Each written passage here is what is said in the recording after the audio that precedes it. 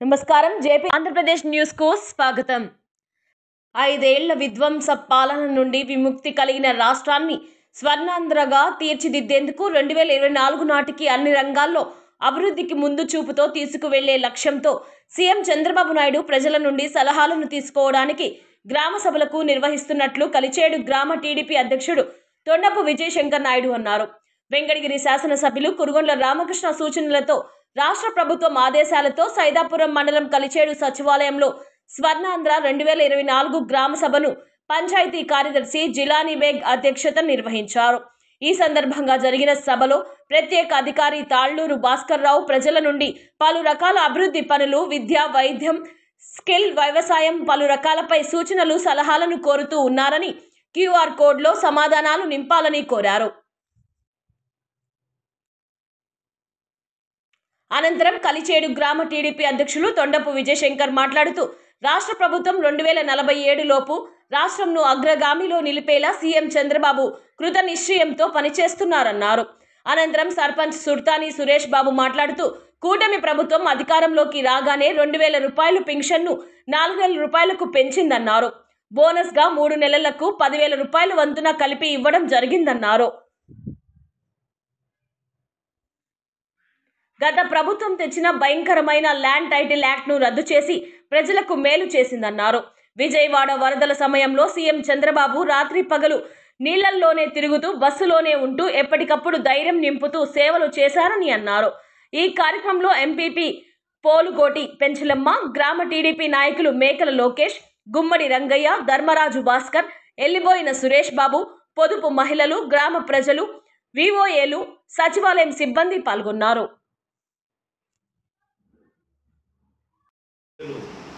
మన వెంకటగిరి శాసనసభ్యులు పెద్దలు కురుగొండ్ల రామకృష్ణ గారి ఆధ్వర్యంలో మరియు అధ్యక్షతన ఈ కార్యక్రమం అన్ని గ్రామ పంచాయతీల్లో ఈరోజు నిర్వహించబడుతుంది.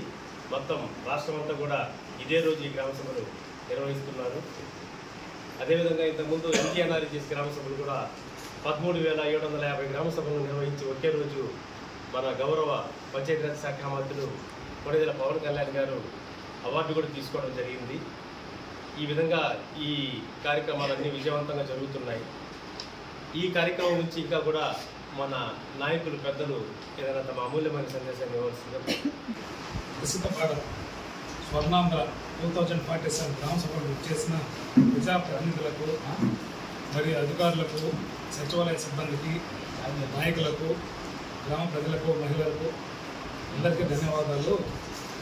ఈరోజు మనం ఈ గ్రామ సభ ఏర్పాటు చేసుకునే ముఖ్య ఉద్దేశం ఏంటంటే, కొత్తగా ఏర్పడిన కూటమి ప్రభుత్వం 100 రోజుల వ్యవధిలోనే ఎన్ని అభివృద్ధి సంక్షేమ పథకాలను ప్రజలకు చేరువ చేసింది అనే దాని గురించి ప్రజలకు వివరించి వాళ్ళ నుంచి ఫీడ్బ్యాక్ తీసుకోవడానికి మన రాష్ట్ర ముఖ్యమంత్రి శ్రీ నారా చంద్రబాబు నాయుడు గారు మరియు డిప్యూటీ సీఎం పంచాయతీరాజ్ గ్రామీణాభివృద్ధి శాఖ మంత్రి గారు శ్రీ పవన్ కళ్యాణ్ గారి వారి ఆదేశాలు, సూచనల మేరకు మన నియోజకవర్గ శాసనసభ్యులు శ్రీ కురుగొండ్ల రామకృష్ణ గారి సలహాలతో ఈ గ్రామ సభ ప్రారంభించబడింది. కూటమి ప్రభుత్వం ఇచ్చిన 100 రోజుల్లోనే అనేక సంక్షేమ పథకాలను స్పీడ్గా అమలు చేసింది.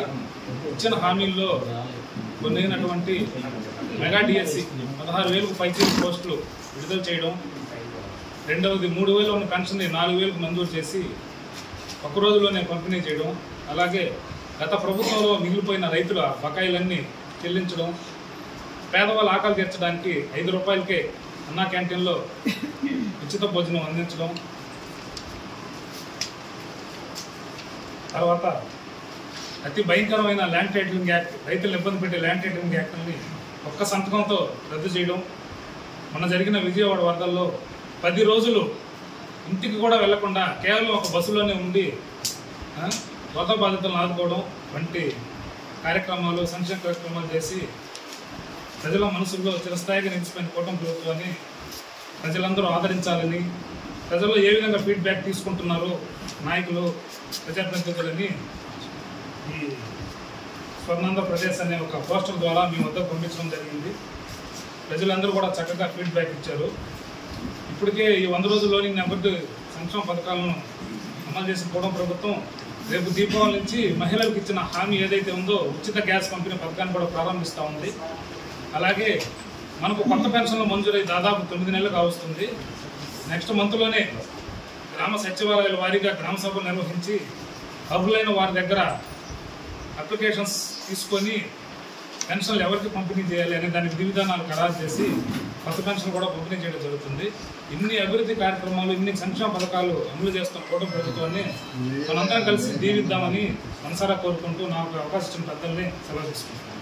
ఈ స్వర్ణాంధ్ర 2047 వికస సింహాలోకం అని చెప్పని ప్రతిష్టాపన గౌరవ ముఖ్యమంత్రి వర్యులు తీసుకున్న దానికి అందరికీ కొత్తగా మన పోయిన సంవత్సరం పండగలప్పుడు కూడా మనకి వికసిత్ భారత్ అనే ఒక మొబైల్ ఒక బండి కూడా వచ్చింది.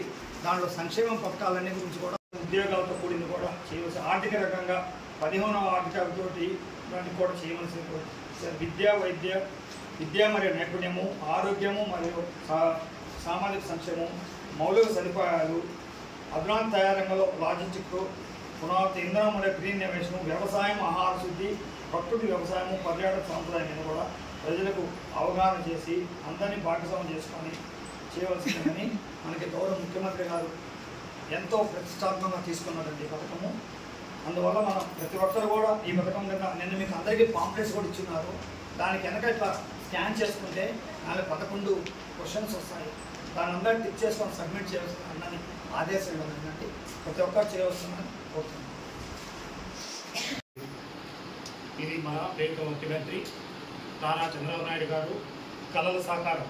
ఎందుకంటే ఒక విజన్ ఉండే నాయకుడికి, ఒక విధ్వంసం చేసే నాయకుడికి ఉండే తేడాలే గమనించండి ముఖ్యంగా. అదేవిధంగా మన ప్రియతమ నాయకుడు స్థానిక శాసనసభ్యులు పురకొండ రామకృష్ణ గారి సూచనల మేరకు ఈరోజు మనం ఈ గ్రామ సభ జరుపుకుంటున్నాము. ఈ విజన్ 2047 అనేది ఏం లేదండి, సింపుల్గా చెప్తాను మీకు, మీరందరూ జాగ్రత్తగా వినండి. 2047 అనేది 1947 తర్వాత మనకు స్వాతంత్రం వచ్చిన తర్వాత 100 సంవత్సరానికి మనం టార్గెట్ పెట్టుకుంటాం. అంటే ఇప్పుడు వచ్చి 2024 అంటే మనకి 40 దగ్గర 20 నుంచి 23 సంవత్సరాలు మనకి టైం ఉంది. ఈ టైంలో మనం ఏం చేయాలా, మన రాష్ట్రాన్ని ఏ విధంగా అభివృద్ధి చేసుకోవాలా? పోటీ ప్రపంచం అయిపోయింది. పాత రోజులకి ఇప్పటికి మీరు గమనించాలనుకోండి, వ్యవసాయం ఉండింది. వ్యవసాయం ఉన్నప్పుడు పాత రోజుల్లో ఏం చేసేవాళ్ళు, ఎద్దులతో వ్యవసాయం చేసేవాళ్ళు. తర్వాత రోజులు ఏమైంది, ట్రాక్టర్లు వచ్చాయి, ట్రాక్టర్లు పోయినాయి, ఆవిడ కేవలం మిషన్లతో కూడా వచ్చాయి. ఆ విధంగా మనము టెక్నాలజీని అందిపుచ్చుకోవాలంటే మనకున్న ఆర్థిక వనరులు కానీ మనం ఏమైనాము, మనం యాక్చువల్గా మన రాష్ట్రంకి వచ్చేసరికి విభజించిన తర్వాత ఎవరైతే విభజింపబడతారో వాళ్ళు డెఫిసిట్లో ఉంటారు. కానీ మన దరిద్రం ఏంటంటే విభజింపబడిన తర్వాత మనం ఆర్థికంగా నష్టపోయాం. మనకి ఏ రకమైన ఆర్థిక వనరులు లేవు. అయినా కూడా చంద్రబాబు నాయుడు 5 సంవత్సరాల్లో గట్టిగా కృషి చేసి అభివృద్ధి పథకంలో తెచ్చేటప్పటికి మళ్ళా ప్రభుత్వం మారింది. ప్రభుత్వం మారిన తర్వాత నేను మీకు చెప్పాల్సిన అవసరం లేదు, మీరే గమనించుకోండి. ఏ విధమైన అభివృద్ధి అంటే మనకి ఎప్పుడైనా సరే ఇన్ఫ్రాస్ట్రక్చర్ కానీ, విద్య కానీ, తర్వాత మనకి ఇండస్ట్రీస్ కానీ వస్తేనే మనకు డెవలప్మెంట్ ఉంటుంది. మనకు ఒక 10,000 లేదు కేవలం 1,00,000 రూపాయలు కూడా ఇచ్చినప్పుడు 5 సంవత్సరాలకి ఉపయోగం ఏమని చెప్పండి. మన పిల్లకాయలకి ఉద్యోగాలు లేవు. మనం ఇప్పుడు రోడ్డు చూస్తున్నారు, మీరు దేవపూర్ నుంచి సైదాపురం దాకా లేదా గూడూరు దాకా తీసుకోండి రోడ్డు. 5 సంవత్సరాల్లో కనీసము ఒక గంట మట్టి లేకపోయారు. 5 సంవత్సరాల్లో రోడ్డు అయిపోతే అయిపోయారు, కనీసం ప్యాచ్ వరకు కూడా చేయలేకపోయారు. ఆ విధంగా ఒక విజన్ ఉండే నాయకుడికి, ఒక విధ్వంసం చేసే నాయకుడికి తేడాలు గమనించండి. ఆ విధంగా మీరేం చేశారు, ఆ 5 సంవత్సరాల్లో వాళ్ళు ఏదో మీకు కావాల్సిన ఏదో అమ్మఒడినో లేదా విద్యార్థినో అవి తప్పు పట్టడం లేదు. ఎవరు కూడా ఇవ్వకూడదు అని ఎవరు చెప్పరు. అది ఇస్తూ మనకేమైనా ఇన్ఫ్రాస్ట్రక్చర్ ఎప్పుడైతే డెవలప్ చేస్తారో మనకి ఊళ్ళు బాగుపడతాయి, మన రాష్ట్రం బాగుపడతాయి. ఆ విధంగా ముందుకు పోవాలని చెప్పి ఇది 2047 అనేది ఒక ఈ కార్యక్రమాన్ని ముందుకు తీసుకొచ్చారు.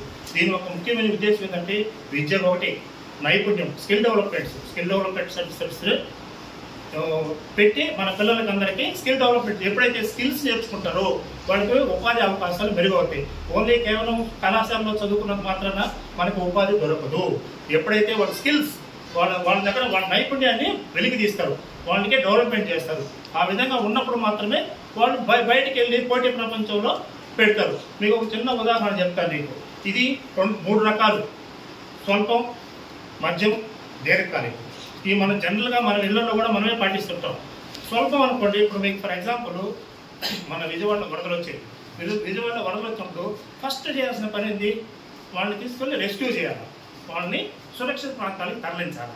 తరలించలేకుండా పోయాం.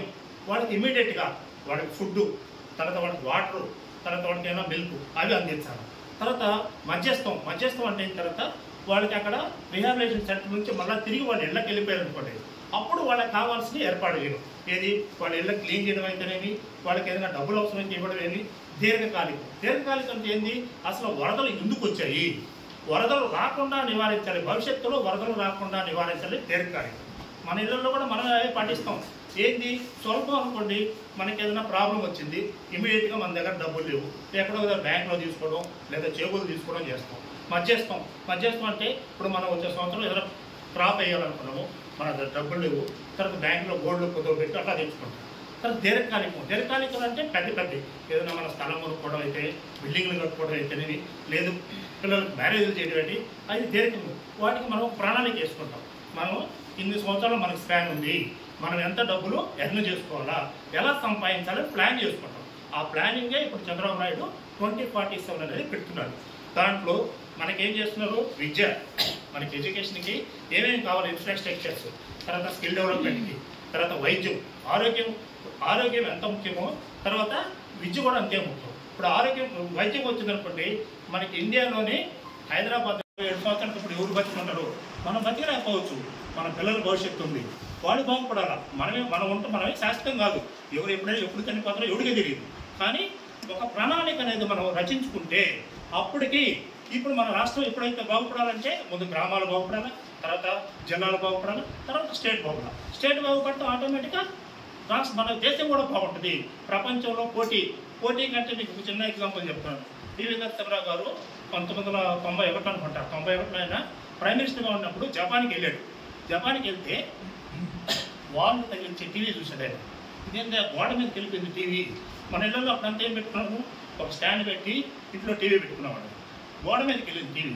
ఇదేంటి అంత టెక్నాలజీ ఉందా, ఆ టెక్నాలజీ మన దేశంలో లేదని చెప్పి అప్పటికప్పుడు వచ్చి ఆయన సంస్కరణ అప్పుడు స్టార్ట్ చేశాడు. పివి నరసింహరావు పీరియడ్లో సంస్కరణ స్టార్ట్ చేస్తే ఈరోజు మన ఇళ్ళలో కూడా గోడల మీద టీవీలు వచ్చేది. వాళ్ళు ఎప్పుడో 30 సంవత్సరాల క్రితం వాళ్ళు గోడల మీద టీవీలు ఉన్నాయి. అంటే టెక్నాలజీని మనం అందిపుచ్చుకొని ఎప్పుడైతే మనం డెవలప్ చేసుకోగలమో మనం అభివృద్ధి చెందుతాం, మనతో పాటు మన రాష్ట్రం కూడా అభివృద్ధి చెందుతాం. అదే ఉద్దేశంతో ఈ 2047 అనేది పెట్టారు. కాబట్టి మీరు ఎవరైనా సరే, ప్రజలు ఎవరైనా సరే ఆ క్యూఆర్ కోడ్ అయినా చేసుకోవచ్చు, లేదా ఎవరికైనా మన సెక్రటరీ గారికి ఎవరికైనా ఇవ్వచ్చు.